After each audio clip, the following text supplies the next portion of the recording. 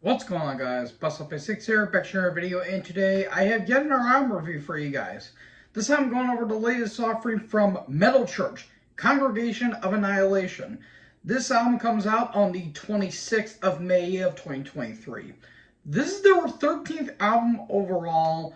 It's on Rat Pack Records, which I'm not really too familiar with that record label, but if you guys don't know this band's pretty underrated and pretty unknown when it comes to like the big heavy metal slash thrash acts that were coming out of the Bay Area scene in the 80s. And this band they formed in 1980 in San Francisco. So they were kind of around when the Bay Area thrash was starting to. It was still underground, but it was going to be really big when, Metallica, Megadeth, and Slayer, all of them really came into the forefront. Now, I know of this band.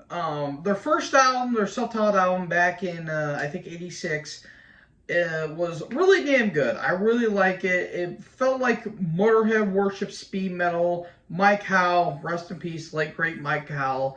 Very underrated vocalist. And, well, this album certainly is certainly one of the albums that I feel like not a lot of people are going to be listening to, but for those of you who aren't really too familiar with Metal Church, they're kind of like a thrash act, but with more speed metal in it. Like, they're one of those acts that feel like they don't belong when in reality they do.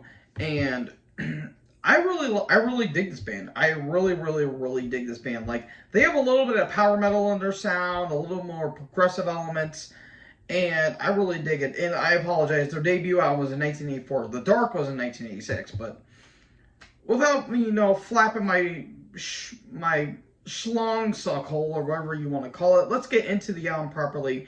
Kicking off with the song "Another Judgment Day," which has a really cool double bass kick intro, and the new vocalist who joined the band as of late, Mark Lopez. He sounds absolutely amazing. Like, this dude has a really unique vocal style. Like, he's got the Rob Halford like screams, but he sounds like a rough version of Bobby Blitz from Overkill. Like, he sounds like an aggressive Rottweiler that got let loose, and he sounds absolutely insane on this album, man. This song's really damn cool. Very thrashy, very groovy in some moments. Really damn good. And the vocal style is absolutely phenomenal too. Like, on the title track, like like his vocals are just all over the place. Like, he has like the real rough snarls, but he's also screaming his ass off too, which I really did like. I really love that song too. And as this album goes on, it really feels like they're taking those not new wave. Well, it does have some new wave British heavy metal moments, but you also have some Bay Area thrash moments as well, like on "Children of the Lie." That feels like a Megadeth song. Like, it sounds like it could have been like on Peace Sells, or maybe So Far So Good So What. Most particularly Peace Sells, because it feels like it fits on that album. Like, that's the vibe it got. And I really like the ending too, because it gets a little bit of prog, a little more progressive towards the end, which I really dig. And these Violent Thrills feels like a full blown Overkill song. Like, it really has that Overkill like vibe on it too. But the song that really stood out to me was "Say a Prayer with Seven Bullets."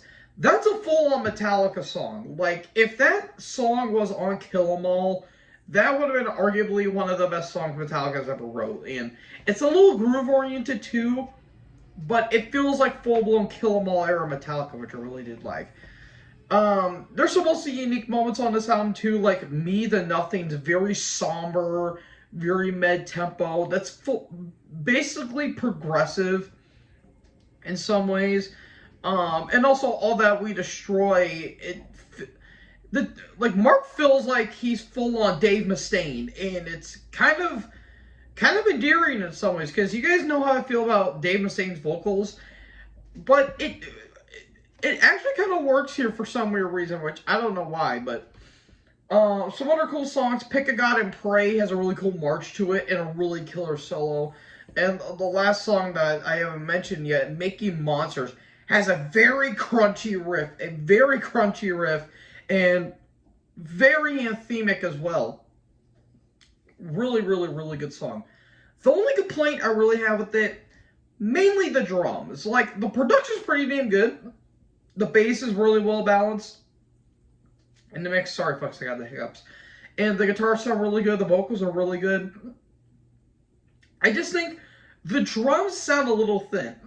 Like, mainly the snare. The snare, Jesus Christ. Apologies, folks. I got the hiccups because I've been talking too fast.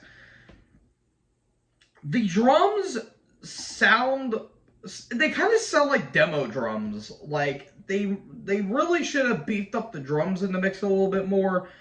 But besides that,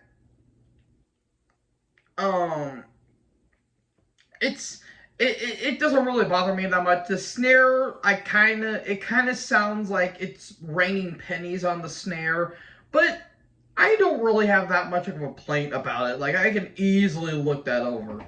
So, folks, I'm giving this an A. I really dug this album. Like, this is one of the finest thrash albums of the year. If it's not top 15, I'll be kind of shocked, or even top 20. I think this is a really damn good album. I really hope a lot of people check this album out, because I feel like this band doesn't get enough love and attention than it should be. So, folks, that is my album review of Congregation of Annihilation. What did you guys think about this album? Let me know in the comment section below. Make sure you guys leave a like, leave a comment, tap that big red subscribe button, tap the bell so when I upload, you guys will be notified. Thank you guys so much for watching this video. Most importantly, join the herd. Talk to you guys next video. Peace out.